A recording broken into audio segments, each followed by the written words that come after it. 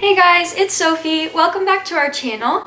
Today I'm going to be talking about eating disorder recovery and slip-ups and relapses and what to do if you have a slip-up or what to do if you think you're relapsing. How do you know if you're relapsing? Let's talk about it.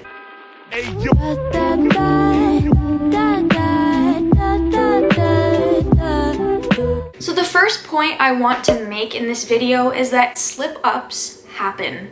They are part of recovery and you can come back from them. A slip-up does not have to mean spiraling down into a relapse. If you experience a slip-up in your eating disorder, no matter what kind of eating disorder you have, the first thing to remember is not to beat yourself up for it because it happens and you can't change the past, but you can move forward and you can learn from it. Get back on track. You can and you must get back on track. It is very important to be honest and open about your slip-up with your treatment team and or support system, because if you hide it from your team, then they're not going to be able to help you with it. If you go in after a slip-up and say, "Yeah, I've been doing great, no concerns, nothing's going on," they're gonna say, "Okay, that's awesome." And you're not gonna get the most out of your session or your meeting or whatever it is. So be honest. You don't want to do this by yourself. They can help you. They're there to help you. It is important to identify your triggers so that you can eliminate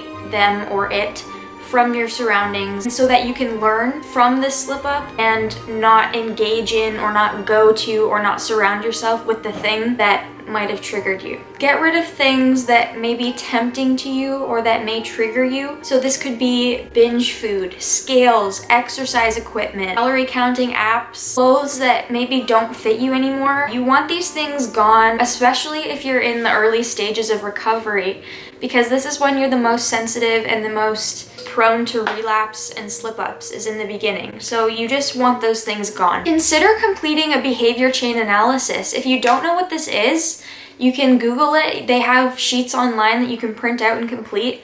If you guys want, we can make a video on behavior chain analysis because those are really helpful. They help you identify your triggers and your problem behaviors, and they help you figure out what to do now that these problem behaviors have occurred. They're really helpful, so I highly suggest you Google them. You do not want this slip up to turn into a full-blown relapse, because often what happens is one slip up turns into two slip ups, turns into three slip ups, which turns into, "Well, I've already messed up so much, I might as well just go back to what I was doing before." So I want to talk about some signs that your slip up or slip ups might be turning into a full-blown relapse, because if you're able to recognize a relapse before it happens, this is good so that you can kind of pull yourself out of it before you're too far in it and you have to start this whole process again. Some signs of a relapse are your eating disorder thoughts are taking up most or all of your day. Maybe it's the thing you're thinking about the most. That is a danger sign. You're having multiple and frequent slip-ups. So maybe you're purging. You notice that these behaviors are kind of creeping their way back into your life. This is a huge flashing warning sign. Maybe you're falling into the habit of eating the same thing every day. If you feel scared to eat foods, if you've developed new fear foods or new safe foods, that is a big sign. Because in recovery, the goal is to be able to eat intuitively. If you find that there are foods that you're all of a sudden scared of eating, notice that and try to expose yourself to these foods. We have a whole video about how to overcome fear foods, so check that out. I'll link that in the description. You want to keep exposing yourself to these foods and eating these foods so that they don't become fear foods for you. You're lying to your treatment team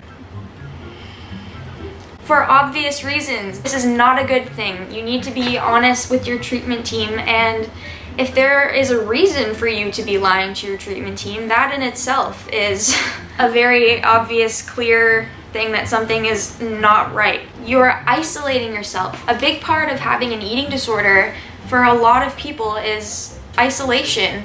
When you're sick, you avoid people because you want to avoid situations with food. You don't want people to see what's really going on. So if you find yourself isolating and not wanting to be around people for fear that they might notice something, something's not right. There are more signs, of course, but those are some big ones. So just keep that in mind. If you notice anything like that going on with you, tell someone. What a great segue. If you think you may be relapsing, if you're experiencing any of these things, you must be honest. Please, please, please be honest with your team, with your support system, whoever it is. Go back to your skills that if you've been in treatment, you will have learned things like opposite action and mechanical eating and radical acceptance. Go back to those skills. Use your mechanical eating, which means just eating without thinking about it too much, just eating for the sole purpose of nourishing your body, especially early in recovery when eating is really difficult and getting meals in is really difficult because you're just doing it and you're not thinking about it too much, you're just getting it in and nourishing yourself. Be kind to yourself. Have a relapse prevention plan. Now, this is something you can ask your team about. Hopefully you already have one. You can make it on your own, but it's a great thing to do with your treatment team, with your therapist. Have a relapse prevention plan so that you know your signs of relapse. You know what is helpful for you. You know what skills to use if you're in crisis. You know who to go to when you are struggling. Have a plan, have it on paper, have it visible at all times, have it with you at all times. Make a pros and cons list of engaging in eating disorder behaviors, because if you make one, you will see that the cons list is usually much longer than the pros list. And the most important tip is to remember that recovery is worth it. You are worthy of recovery.